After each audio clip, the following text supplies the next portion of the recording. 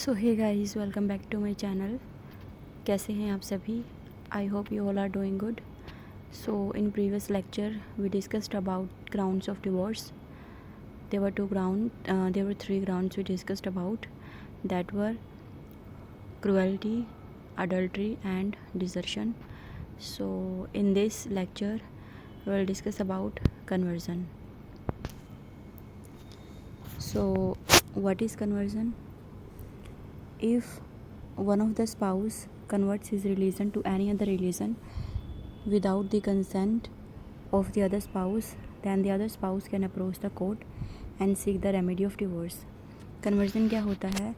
जब एक स्पाउस दूसरे रिलीजन में कन्वर्ट हो जाता है या फिर अपने आप को अपने धर्म के अलावा दूसरे रिलीजन में कन्वर्ट कर लेता है without the consent of the other spouse, बिना दूसरे स्पाउस की कंसेंट के जब एक स्पाउस अपने आप को दूसरे रिलीजन में कन्वर्ट कर लेता है तो इसका मतलब है कि उसने कन्वर्जन कर लिया है दूसरे रिलीजन में।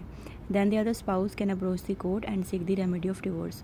तो जो दूसरा स्पाउस है वो क्या कर सकता है, उसके पास क्या रेमेडी है कि वो कोर्ट को अप्रोच कर सकता है, कोर्ट में जा सकता है एंड डिवोर्स ले सकता है कोर्ट से। डिवोर्स के लिए अप्रोच कर सकता है कोर्ट को ताकि वो कन्वर्जन के ग्राउंड पे डिवोर्स ले सके। तो अभी हम इसका एक इलस्ट्रेशन देखेंगे। इलस्ट्रेशन क्या है? इलस्ट्रेशन के according A Hindu has a wife B. A एक हिंदू है जिसकी वाइफ है बी एंड टू चिल्ड्रन, उसके दो बच्चे हैं। One day A went to the church and converted to Christianity without the consent of B. Here B can approach the court and seek for divorce on the ground of conversion. तो यहाँ पे क्या बोलता है कि ए एक हिंदू है जिसकी वाइफ है बी और उसके दो बच्चे हैं। एक दिन ए ने क्या किया कि वो चर्च चला गया एंड उसने अपने आप को हिंदू रिलीजन से क्रिश्चियन रिलीजन में कन्वर्ट कर लिया। मीन्स कन्वर्टेड टू क्रिश्चियनिटी लिखा है ना यहाँ पे, कन्वर्टेड टू क्रिश्चियनिटी मतलब उसने खुद को क्रिश्चियनिटी रिलीजन में क्रिश्चियन रिलीजन में कन्वर्ट कर लिया without the consent of B, अपनी वाइफ की कंसेंट के बगैर। बी हिज वाइफ, तो उसने अपनी वाइफ की कंसेंट के बगैर हिंदू से क्रिश्चियनिटी में खुद को कन्वर्ट कर लिया। तो यहाँ पर बी के पास क्या रेमेडी है? यहाँ बी के पास रेमेडी है कि वो कोर्ट को अप्रोच कर सकती है, मतलब कोर्ट जा सकती है इस ग्राउंड पर कि उसके हस्बैंड ने ए जो हिंदू है उसका हस्बैंड, बी का हस्बैंड, तो ए ने अपने आप को हिंदू से क्रिश्चियन रिलीजन में कन्वर्ट कर लिया है। तो इस ग्राउंड के बेस पे जो वाइफ है B can approach the court, तो बी जो है कोर्ट को अप्रोच कर सकती है, कोर्ट में जा सकती है एंड डिवोर्स ले सकती है। कौन से ग्राउंड पे? On the ground of conversion के ग्राउंड पे जो बी है कोर्ट से डिवोर्स के लिए अप्लाई कर सकती है। तो यहाँ पर एक केस था सुरेश बाबू वर्सेस लीला का केस। कन्वर्जन का जो ग्राउंड है उस पर एक केस है। इन सुरेश बाबू वर्सेस लीला के केस में क्या हुआ था? In this case the husband converts himself into Muslim. मतलब इस केस में क्या था कि जो हस्बैंड है उसने खुद को मुस्लिम रिलीजन में कन्वर्ट कर लिया एंड किसी दूसरी औरत से शादी कर ली। मतलब मुस्लिम रिलीजन में पहले खुद को कन्वर्ट किया एंड मुस्लिम रिलीजन में कन्वर्जन होने के बाद में उसने दूसरी लेडी से शादी कर ली। Here the wife Leela filed a case. तो यहाँ पर वाइफ थी जो उसकी लीला, यहाँ पे लीला लिखा है ना, सुरेश बाबू वर्सेस लीला।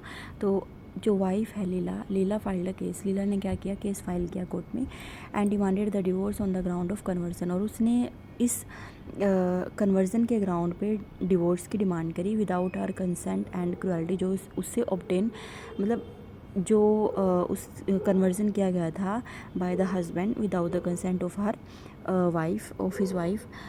तो उसने इस ग्राउंड के ऊपर कि उसकी इच्छा के बगैर और उससे क्रुएलिटी करके हस्बैंड ने जो है यहाँ पर खुद को कन्वर्ट कर लिया है हिंदू से मुस्लिम रिलीजन में एंड उसने मुस्लिम वीमेन से शादी कर लिया। तो उसने इस ग्राउंड पे कोर्ट से जो है डिवोर्स की डिमांड की। तो ये था कन्वर्जन। तो अब हम डिस्कस करेंगे unsoundness of mind. Unsoundness of mind क्या होता है? Unsoundness of mind means insanity मतलब अनसाउंडनेस ऑफ माइंड मीन्स एक मेंटल डिसऑर्डर होता है। मतलब पूरी तरह से जो माइंड है वो डेवलप नहीं होता है। मतलब एक ऐसा पर्सन जिसका माइंड पूरी तरह से डेवलप नहीं है, नॉर्मल पर्सन की तरह काम नहीं करता है, और उसकी जो वो मतलब मेंटली इल है, तो उसके बेस पर ग्राउंड बनता है डिवोर्स का। तो उसके बेस पर हम कैसे, कोई भी पर्सन कैसे डिवोर्स ले सकता है। तो यहाँ पर बोला गया है unsoundness of mind means insanity means when the person is of unsound mind. क्या कहता है कि इंसैनिटी का मतलब होता है कि जब पर्सन जो है अनसाउंड माइंड का है। Insanity as a ground of divorce as the following two requirements. मतलब इंसैनिटी का मतलब है कि जब पर्सन अनसाउंड माइंड का हो, जो वो मेंटली अनेबल हो कुछ भी रिएक्ट करने से, या फिर उसको किसी तरह की एक नॉर्मल पर्सन की तरह नॉलेज नहीं है, नॉर्मल पर्सन की तरह बिहेव नहीं करता, नॉर्मल पर्सन की तरह फील नहीं करता, कभी भी किसी भी तरह का बिहेव करने लग जाता है। मतलब उसका मेंटल लेवल जो है स्टेबल नहीं है, मेंटालिटी उसकी पूरी तरह से हम नहीं कह सकते कि वो एक नॉर्मल पर्सन की तरह रिएक्ट करता है किसी भी चीज़ को लेकर। तो वहाँ पर उसकी जो कंडीशन है वो एक इंसेन पर्सन की तरह है। मतलब इंसैनिटी बोला ना, insanity means when the person is of unsound mind. Insanity का मतलब होता है कि जब पर्सन जो है वो अनसाउंड माइंड का है। तो इंसैनिटी क्या है? Insanity as a ground of divorce has the following two requirements. मतलब इंसैनिटी जो है डिवोर्स का ग्राउंड है, और इसकी फॉलोइंग टू रिक्वायरमेंट्स हैं। कौन कौन सी रिक्वायरमेंट्स हैं? तो फर्स्ट है the respondent has been incurably of unsound mind.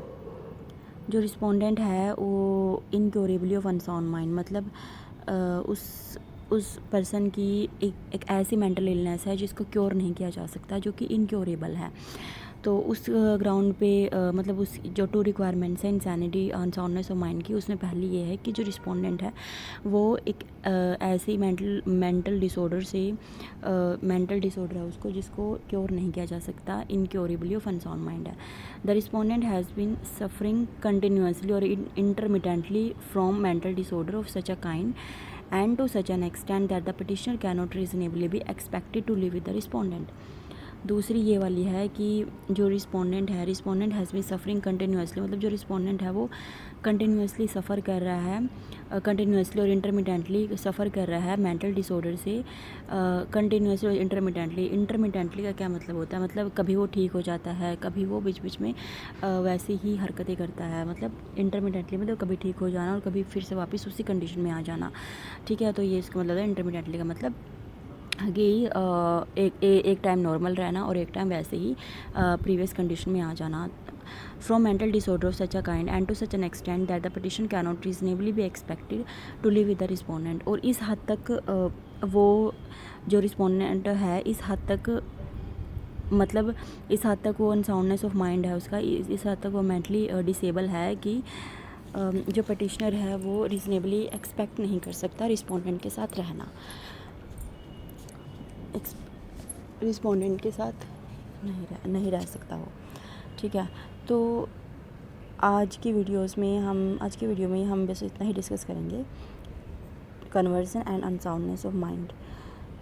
और कल हम डिस्कस करेंगे केसेस के बारे में, जो ये 2 केसेस दिए गए हैं इनके बारे में कल हम डिस्कस करेंगे, और कुछ और ग्राउंड्स डिस्कस करेंगे।